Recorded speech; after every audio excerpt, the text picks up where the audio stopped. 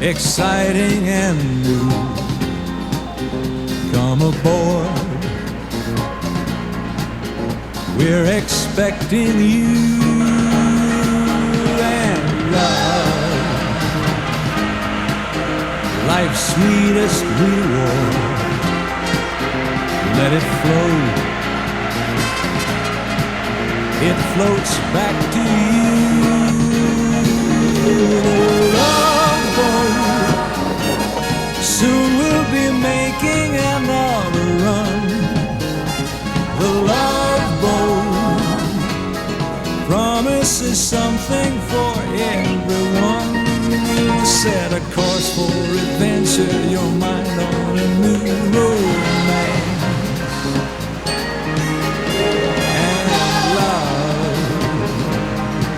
Won't hurt anymore. It's an open smile on a friendly shore. It's love. Welcome aboard. It's love.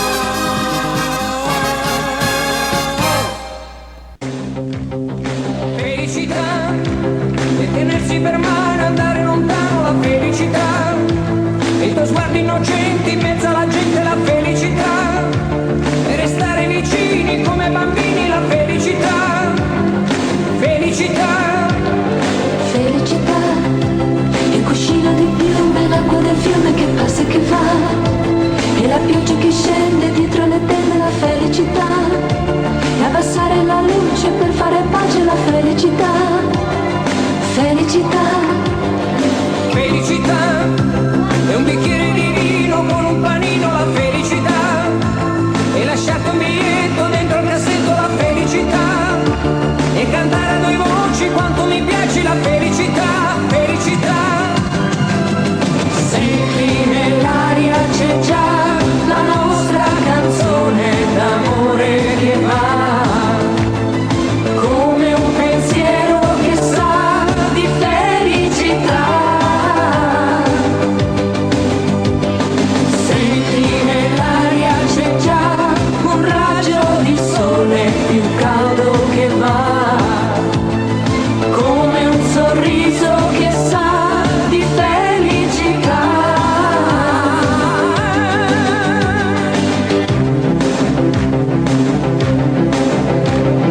Felicità, e la sera sorpresa, la luna accesa, la radio che va, e un biglietto d'auguri pieno di cuori, la felicità, e una telefonata non aspettata, la felicità, felicità, felicità, e una spiaggia di notte, l'onda che batte, la felicità, e una mano sul cuore piena d'amore, la felicità, e aspettare l'aurora per farla ancora, la felicità, felicità. Senti nell'aria c'è già la nostra canzone d'amore che va, come un pensiero che sa di felicità. Nous sommes en Grèce, dans le Péloponnèse, à quelques kilomètres de Kétakolone où nous avons accosté. C'est ici que les dieux de l'Olympe inaugurèrent les premiers Jeux olympiques.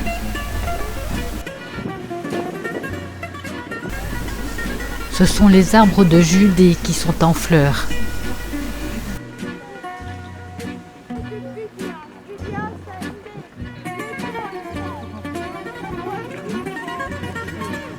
Il ne reste hélas que quelques pierres, car de nombreux tremblements de terre ont eu raison de ces magnifiques monuments. Le temple de Zeus, qui abritait autrefois son immense statue en or et ivoire, l'une des 7 merveilles du monde antique. Et voici ce qu'il en reste.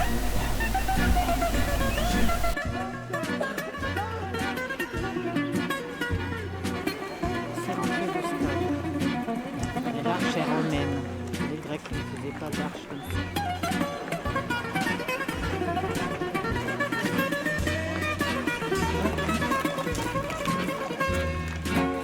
Et ceux qui participaient étaient des Hellènes seulement, pas des barbares, pas des étrangers, pas d'autres personnes qui étaient criminelles, qui n'avaient pas respect pour les dieux, qui n'avaient pas respect pour les parents. C'était alors nécessaire que la personne qui participait devait avoir une personnalité plus complète. Il n'y a pas de gradin, les gens étaient assis par terre, tout autour du stade. Sauf les membres du jury. Qu'est-ce qu'on est dans cette... Coup d'œil. C'est là qu'on avait mis la flamme olympique face au temple de la déesse Héra. Allez voir comment on allume la flamme olympique. Le temple d'Héra date de 600 avant Jésus-Christ.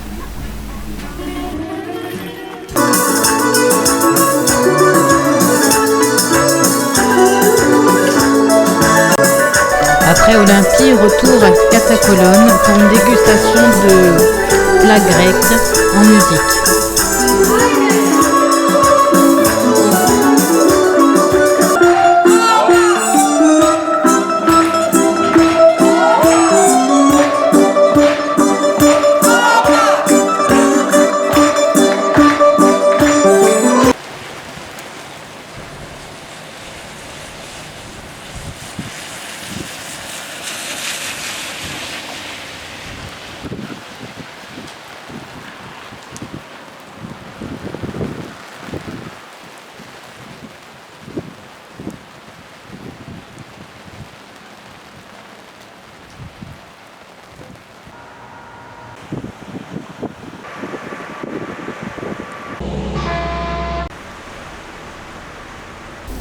Le port d'Athènes.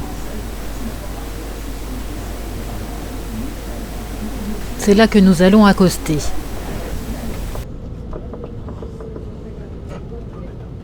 En 1827, avec l'aide de la France, de l'Angleterre et de la Russie, ce sont les Anglais, les Français et les Russes qui ont poussé les Turcs et ils ont fondé un pays qui s'appelle la Grèce. Maison avec le balcon en marbre sculpté, le fer forgé. Ça, c'est un travail qu'on ne fait plus maintenant. Là où il y avait cette grande fontaine, la Kaliroi, ça veut dire un beau courant d'eau. Alors là, ils ont construit le sanctuaire de Zeus. Le stade où se sont passés les premiers Jeux olympiques modernes. Il peut contenir 60 000 spectateurs. Le Parthénon, vu depuis le stade.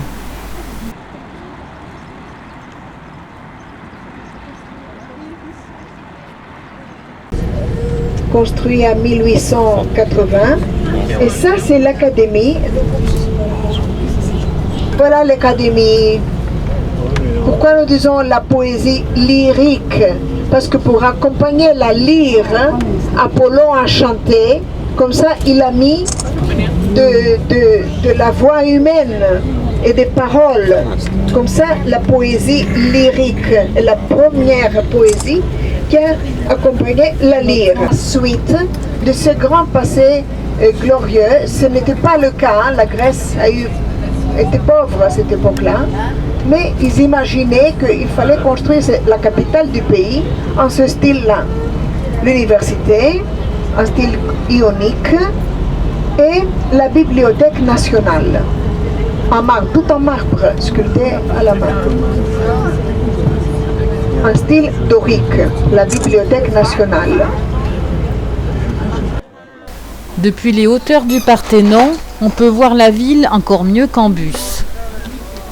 L'arc d'Adrien, sur lequel est indiqué « Ceci est la cité d'Adrien ».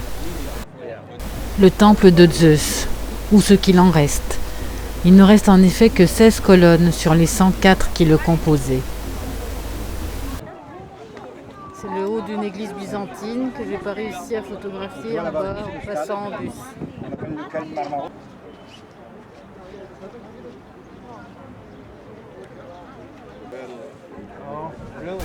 Un monastère. Le temple d'Héphaïstos.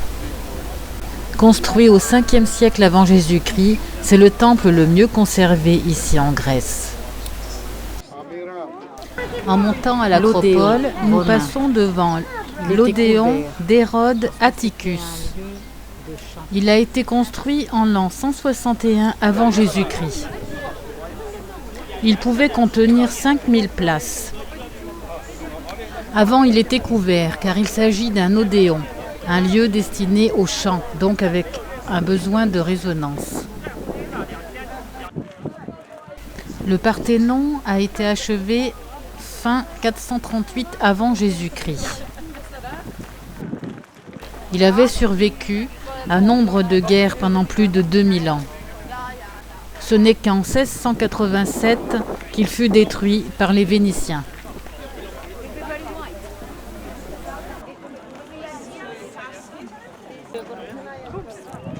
Les Rectéions, c'est l'édifice le plus ancien de l'acropole.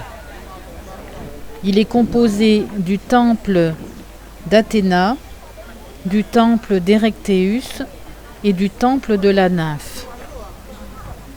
Les cariatides du temple d'Athéna.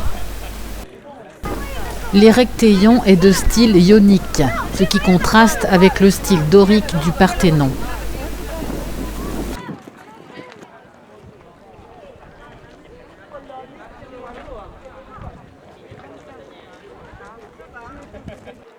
Sous l'acropole, le théâtre de Dionysos, construit en 534 avant Jésus-Christ. Sur les 67 rangées de gradins pouvaient se tenir 13 000 personnes. Toujours à Athènes, mais pour faire les magasins cette fois. Nous sommes dans la vieille ville, la Plaka. Une des nombreuses églises byzantines d'Athènes, l'église de Kapnikarea. Notre-Dame de Fumée. Elle date du XIe siècle et était à l'origine une basilique réduite. C'est par la suite qu'elle fut élargie en forme de croix grecque. L'habitude prise d'offrir des cadeaux de mariage à la Vierge Athéna s'est ici perpétuée en la personne de la Vierge Marie.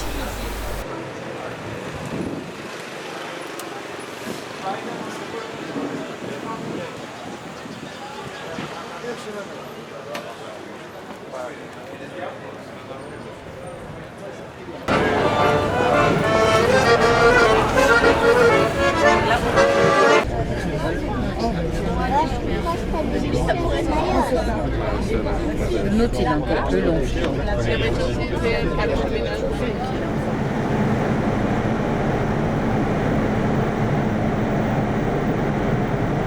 L'évangile nous explique comme ça. Au pied de la croix, vous aviez la Vierge Marie, Marie-Madeleine, et puis Saint Jean l'évangéliste. Que Jésus-Christ a dit à Saint Jean, voilà mon fils et ta mère, maman, ton fils, vous allez confier l'un à l'autre. Vous êtes d'accord? C'est comme ça qu'il est. Une autre explication. Mesdames et messieurs, dans l'évangile de Saint Jean, c'est marqué que lui a écrit une partie de son évangile ici, à Éphèse. Là, il n'y a aucun doute, c'est marqué comme ça. La doute est là. Maintenant, ce que je vais vous demander, c'est ça. Qu'est-ce que vous pensez? Que Jésus-Christ, plutôt, excusez-moi, que Saint Jean allait venir toute seule pour écrire son évangile ici à Éphèse, ou bien aller prendre la Vierge Marie, aller l'accepter comme ça, mère adoptive, parce que Christ le demandait, aller prendre la Vierge Marie, ils allaient venir les deux ensemble. À vous à décider. Moi, je pense que c'est plus logique de penser qu'elle n'est pas restée là-bas à Jérusalem, ils sont venus ensemble. La mère de Jésus-Christ, la Vierge Marie, elle a 7 fois son nom dans le Coran. Au siècle dernier, parut un livre intitulé « La vie de la Vierge Marie », d'après les révélations d'une religieuse allemande, Catherine Emmerich, qui, sans être jamais venue sur les lieux, décrivait avec une exactitude étonnante, sur la colline d'Éphèse, la maison où elle voyait s'écouler les dernières années de la Vierge Marie. Sur ces indications se formèrent 2 expéditions scientifiques en 1891 qui trouvèrent l'emplacement comme l'avait indiqué Catherine Emmerich dans son livre. La chapelle fut construite sur les restes de la maison de Marie. Les fondations des murs sont du 1er et 4e siècle. Le reste de l'édifice est du 7e siècle. La dernière restauration fut effectuée en 1951.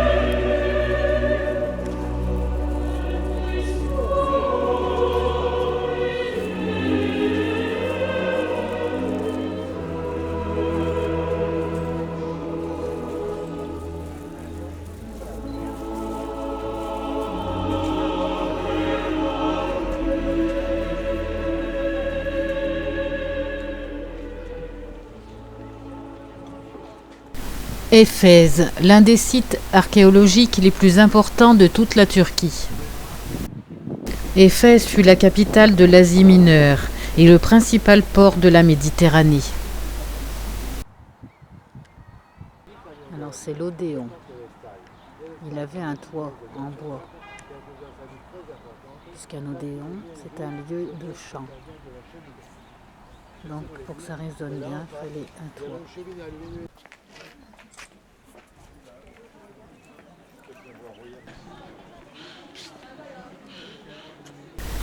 La déesse grecque Nike, déesse de la victoire. La marque Nike s'en est inspirée pour faire son logo.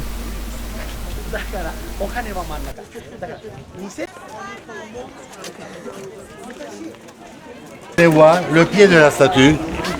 Et à côté du pied, il y a une boule. Pour cette boule, il y a beaucoup de gens qui disent que Trajan, il était tellement grand, il avait le monde sous son pied.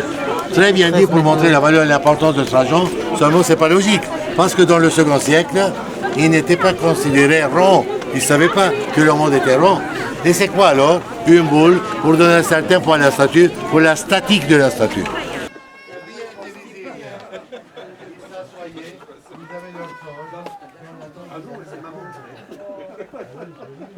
Est-ce qu'ils ont conservé des Bouddhas? Oui, ils ont dû retrouver.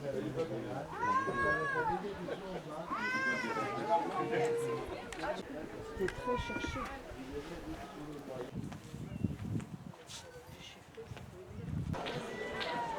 La bibliothèque de Celsus. Elle fut construite à partir de 117 après Jésus-Christ par les Romains. Elle abritait 12 000 rouleaux conservés dans des placards en bois. Elle était alors la 3e bibliothèque du monde, derrière celle d'Alexandrie et de Pergame. Elle abrite des statues qui représentent la sagesse, la vertu, l'excellence et la justice.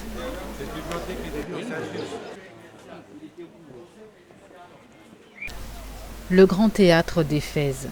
Construit durant la période hellénistique au IIIe siècle avant Jésus-Christ, il a été remanié et agrandi à diverses reprises pendant l'époque romaine. Il pouvait accueillir 24 000 spectateurs. Ces sarcophages n'ont jamais servi. Ils devaient être là pour être vendus plutôt.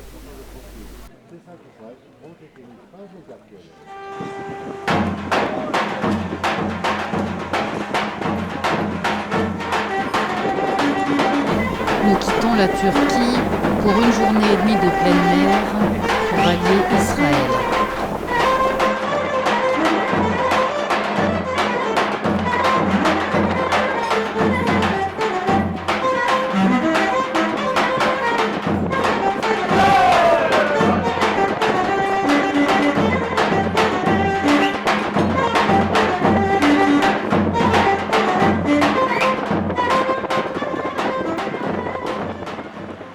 Port de Haïfa.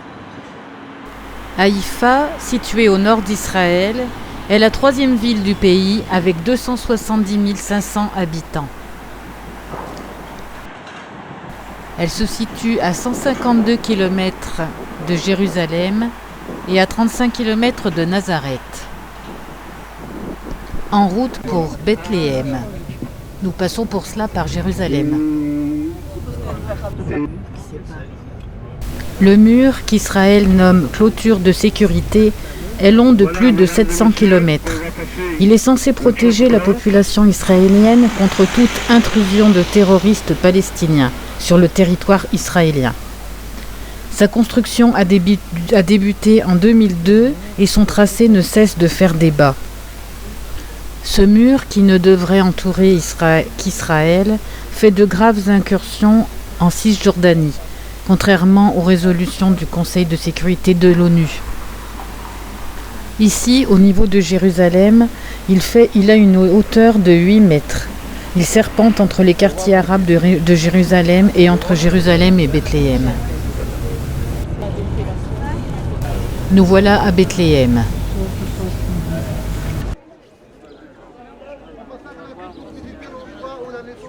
Nous sommes face à l'église de la Nativité et nous faisons la queue pour rentrer.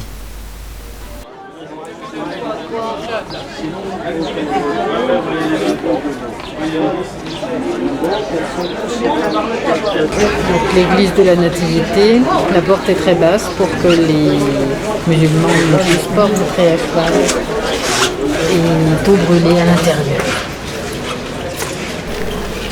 Cette église fut érigée au-dessus d'une grotte qui pourrait bien être le lieu de la Nativité. Après l'époque de Jésus, la grotte fut probablement recouverte d'un temple païen en l'honneur d'Adonis, construit par l'empereur Adrien en l'an 135 de l'ère chrétienne.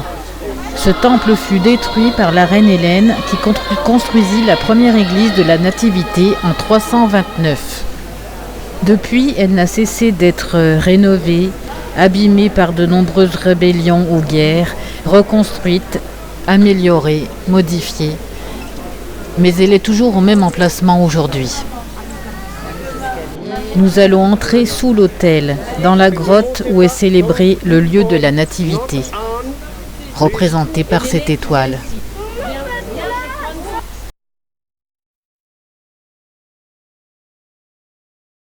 Dormition au mont Sion. Je veux être là-bas. Venez par ici, on va voir des... Jolie ma poupée, viens.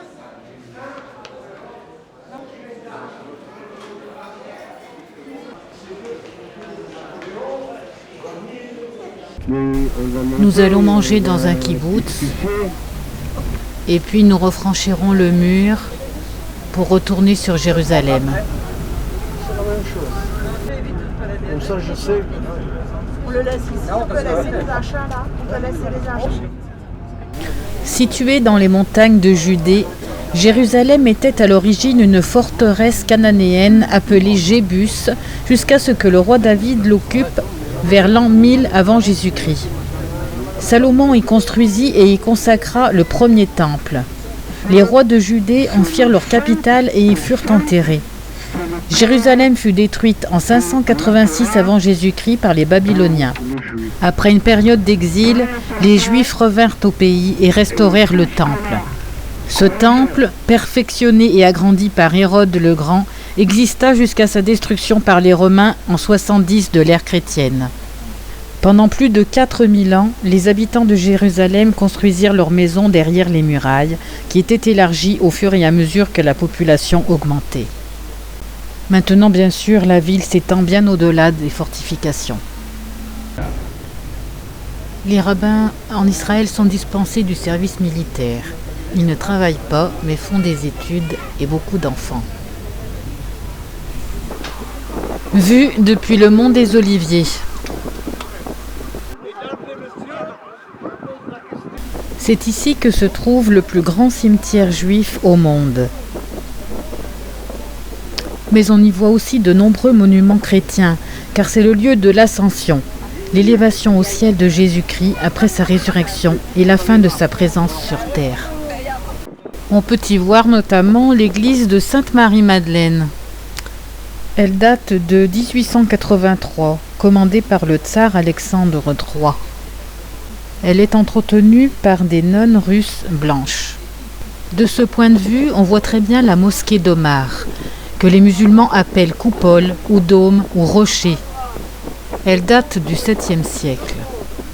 Selon la légende, c'est là que s'élevait le temple du roi Salomon. C'est là aussi que la jeune Myriam, Marie, avait présenté son fils Joshua, Jésus, aux prêtres juifs. Les musulmans pensent aussi que c'est de ce rocher que Mahomet se serait élevé vers le ciel pour son voyage mystique. Le mont des Oliviers, vu depuis la vieille ville. Nous sommes maintenant entre les murs. Le mur des lamentations est divisé en deux parties, une partie pour les femmes et une partie pour les hommes. De nos jours, le mur des lamentations est le lieu de prière le plus sacré pour les Juifs. C'est le seul vestige de la muraille qui encerclait le temple, construit par Hérode le Grand. C'est un lieu de prière et d'étude des rouleaux de la Torah, comme le fut le temple il y a si longtemps. Le temple fut le cœur du monde judaïque jusqu'à sa destruction en l'an 70 de l'ère chrétienne par les troupes romaines de Titus. Le mur est un lieu de festivité pour les Juifs.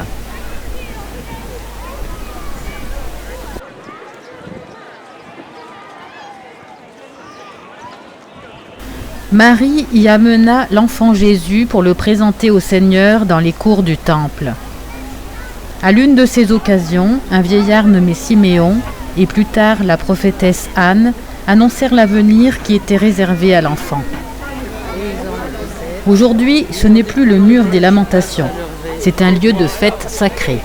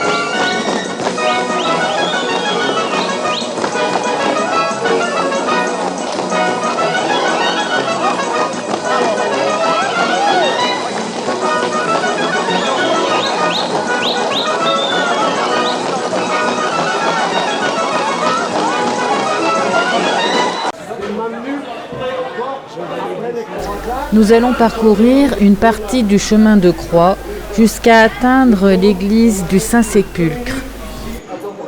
Le chemin de croix est actuellement entièrement entre les murs du vieux Jérusalem, dans les souks. Traditionnellement, ce chemin de croix est jalonné de 14 stations. Chaque station est signalée tout au long du parcours. Première station, Jésus est condamné à être crucifié. Deuxième, Jésus est chargé de sa croix. Troisième, Jésus tombe pour la première fois sous le poids de sa croix. Quatrième, Jésus rencontre sa mère. Cinquième, Simon de Cyrène aide Jésus à porter sa croix. Sixième, Sainte Véronique essuie le visage de Jésus. Septième, Jésus tombe pour la deuxième fois. Huitième, Jésus rencontre les femmes de Jérusalem qui pleurent. Neuvième, Jésus tombe pour la troisième fois. Dixième, Jésus est dépouillé de ses vêtements. Onzième, Jésus est cloué sur la croix. Douzième, Jésus meurt sur la croix. Treizième, Jésus est détaché de la croix et son corps est remis à sa mère.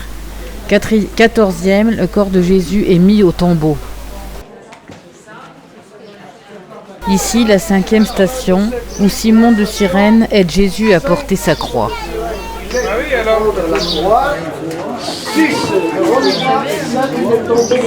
L'église du Saint-Sépulcre est située à l'emplacement probable de la colline du Golgotha. À l'époque de Jésus, ce site était donc hors des murs de la ville. Cette partie de roche conservée dans l'église serait la tombe de Jésus qui se serait ouverte lors de sa résurrection. La pierre où l'on aurait déposé Jésus-Christ à sa descente de la croix.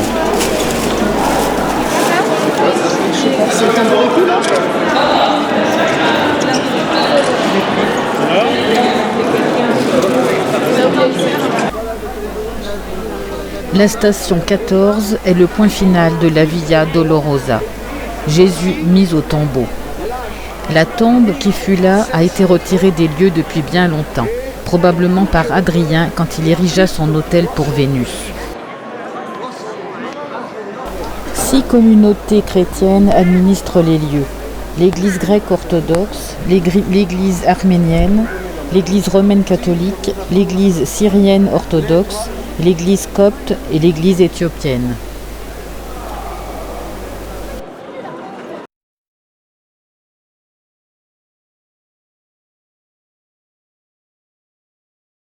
Aujourd'hui, visite de Nazareth. La basilique de l'Annonciation est la plus grande des églises du Moyen-Orient et l'un des hauts lieux de la chrétienté.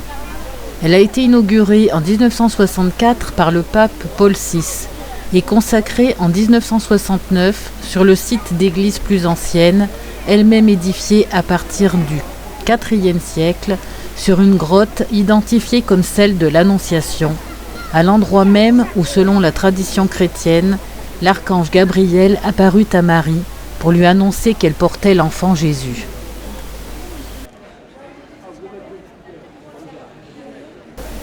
Devant la basilique de l'Annonciation, une très belle statue de Marie.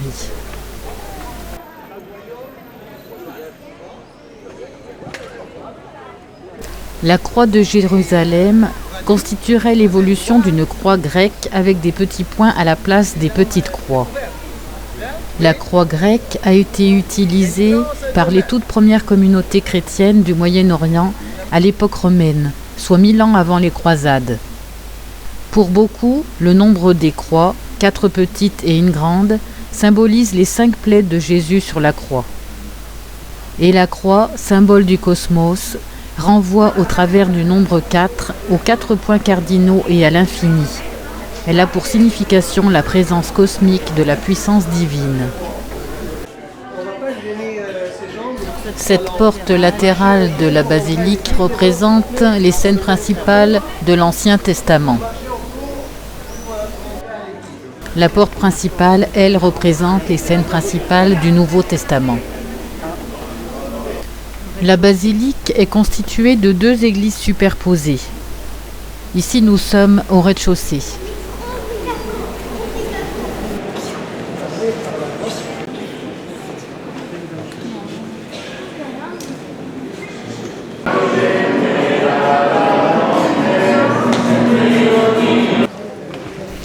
C'est à l'étage que se réunit la communauté chrétienne catholique de Nazareth. Per Cristo, con Cristo e in Cristo, a te, Dio Padre Onnipotente, nell'unità dello Spirito Santo, ogni onore e gloria per tutti i secoli. Cette partie, en forme de tour, évoque le sens araméen du nom de Nazareth, qui veut dire tour de garde. Cette partie de la basilique contient de nombreuses œuvres d'art représentant Marie.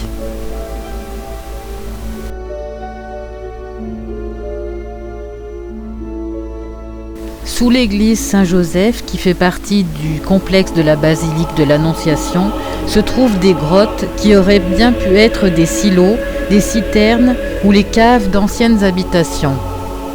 Ce serait aussi le site de l'atelier et de la maison de Joseph et Marie. On peut y voir aussi ce qui était probablement le bain rituel utilisé par la communauté judéo-chrétienne très ancienne. L'intérieur de l'église Saint-Joseph.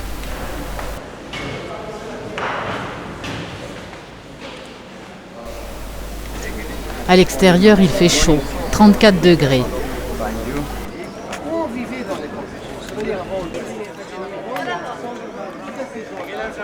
De l'extérieur, on se rend mieux compte de la forme de tour de cette partie de la basilique de l'Annonciation.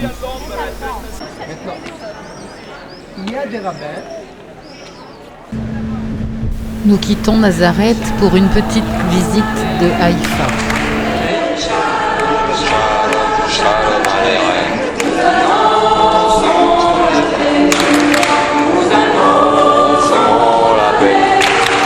Nous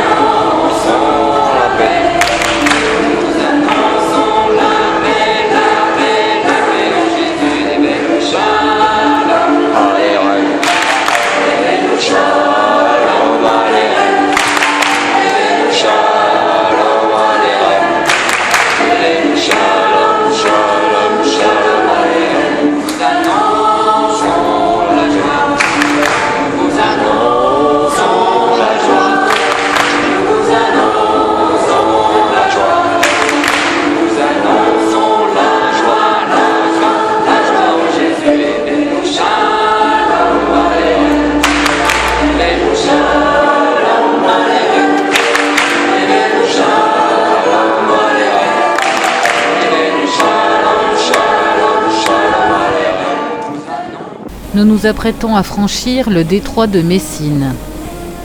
Comme pour chaque passage difficile, un pilote vient remplacer notre commandant. À droite, la Calabre, à gauche, la Sicile. Questa volta ho deciso che vado, ho scoperto i difetti che hai, ma come avrò potuto. Ici, nous voyons très bien la succession ininterrompue de ponts et de tunnels. Entre Nice et Savone, notre lieu d'embarquement, nous avions emprunté une telle route.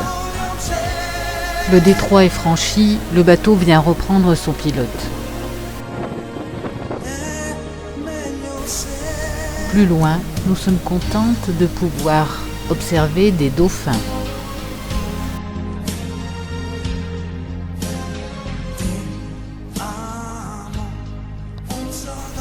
Plus tard encore, alors que nous sirotons un cocktail au bar en fin d'après-midi, nous découvrons le Stromboli. On voit de la fumée et ce n'est pas étonnant, car il a des éruptions très souvent, plusieurs par heure. Oggi ritorno da lei, primo maggio, su coraggio io ti amo e chiedo perdono, ricordi chi sono, ti amo, ti amo, ti amo, ti amo, oh mondo, soltanto adesso io ti guardo, nel tuo silenzio io mi perdo e sono niente accanto a te. Il mondo non si è fermato mai un momento, la notte insegue sempre il giorno ed il giorno verrà. C'est destiné, c'est réservé en fait aux ferries où il les voyelles bleues. Porte a Cristo. La place Saint-Pierre, d'architecture baroque, est située devant la basilique Saint-Pierre au Vatican, dont elle constitue en quelque sorte le parvis. La balustrade de la colonnade est composée de 284 colonnes, toutes monumentales, disposées sur 4 rangs, et est ornée de 140 statues. Chacune de ces statues mesure plus de 2 mètres. La place mesure 198 mètres sur son grand axe et 148 mètres sur son petit axe. Elle a été commandée par Alexandre VII au Bernin. C'est le Bernin qui conçut cette colonnade qui s'écarte depuis la basilique comme 2 bras qui accueilleraient la foule.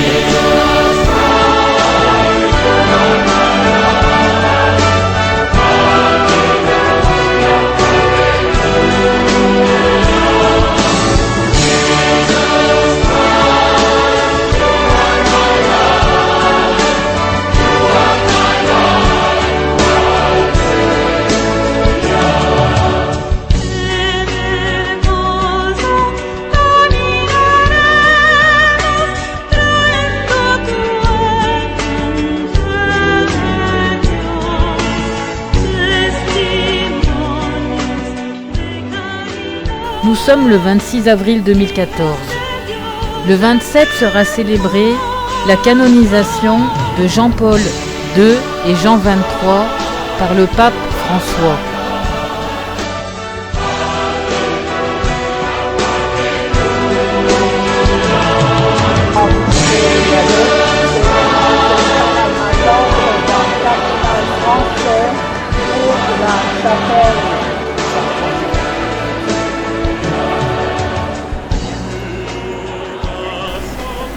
Nous devions visiter la chapelle Sixtine, mais du fait de la béatification des papes prévue le lendemain, la file d'attente est démesurée. Nous renonçons et prenons le chemin du château Saint-Ange qui se trouve face au Vatican.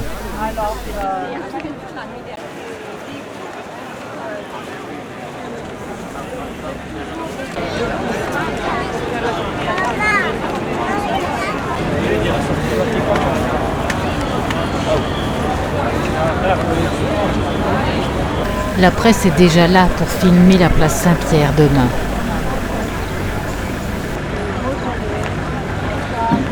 Le château Saint-Ange est en fait le mausolée d'Adrien. C'est en effet un monument romain. Il a été décidé par l'empereur Adrien en 135 pour être son mausolée. En 403, il est détourné de ses fins funéraires pour devenir un fort militaire. Dans cette niche se trouvait une énorme statue d'Adrien. Ici, toutes les parois étaient en marbre. C'est sous la papauté que ce château prit le nom de château Saint-Ange. Ce nom provient d'une légende du IXe siècle. Le pape d'alors, Grégoire Ier, aurait eu une apparition de l'archange Michel au sommet du château, remettant son épée au fourreau, signifiant ainsi la fin de l'épidémie de la grande peste de 590. Le château devient ensuite une prison. Plus tard encore, durant la longue lutte opposant le pape à l'empereur, le château devient un refuge pour les papes. En 1227, Nicolas III bâtit un couloir suspendu reliant le château au Vatican, offrant ainsi une possibilité de fuite rapide. Le château reprendra sa fonction de forteresse.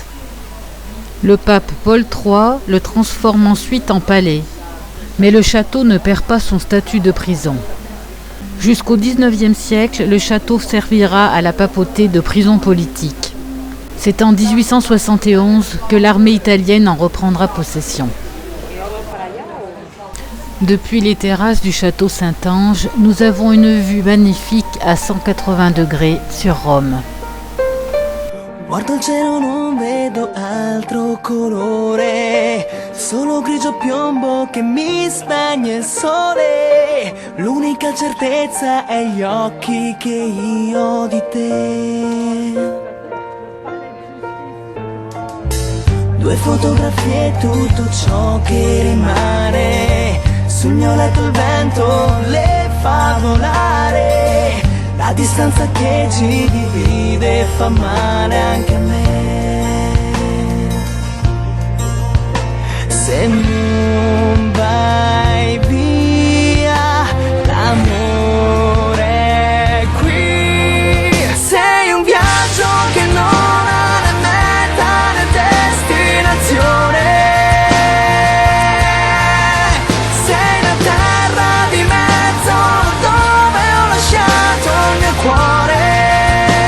Così sono solo anch'io. Come vivi tu? Cerco come te l'amore.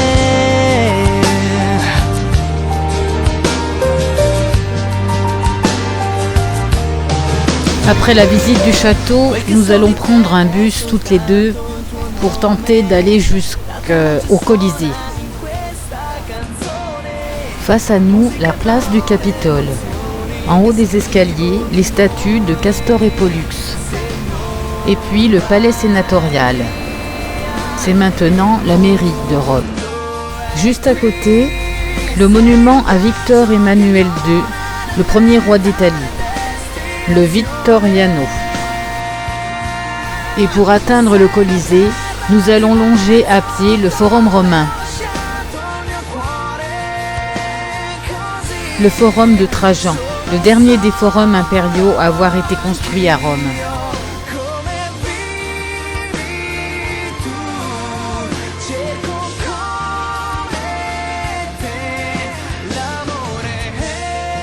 Derrière les colonnes qui restent du Forum d'Auguste, la colonne de Trajan, et derrière, l'église Santa Nome di Maria.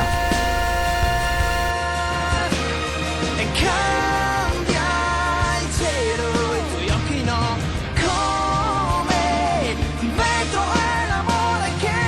Face au forum de Trajan, le forum de César. Du 1er siècle avant Jésus-Christ, c'est le premier des forums impériaux de Rome. Et enfin le Colisée. Mais il faut faire vite, nous allons prendre un taxi et retourner à notre point de rendez-vous, place Saint-Pierre. Ici, les préparatifs de la canonisation se poursuivent. Les voitures officielles se succèdent. La sécurité est maximale. Nous avons retrouvé notre groupe et nous prenons la direction de la gare.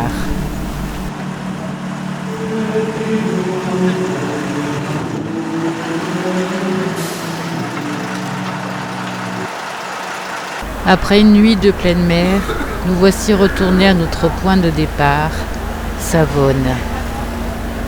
La croisière est terminée. Nous allons reprendre le bus qui va nous mener à l'aéroport de Nice. De là, nous porterons nos bagages en consigne, nous prendrons le bus et nous irons passer l'après-midi à Nice, dans le vieux Nice. Et puis nous retournerons à l'aéroport pour décoller de l'aéroport de Nice jusqu'à Paris-Roissy et rentrer maison.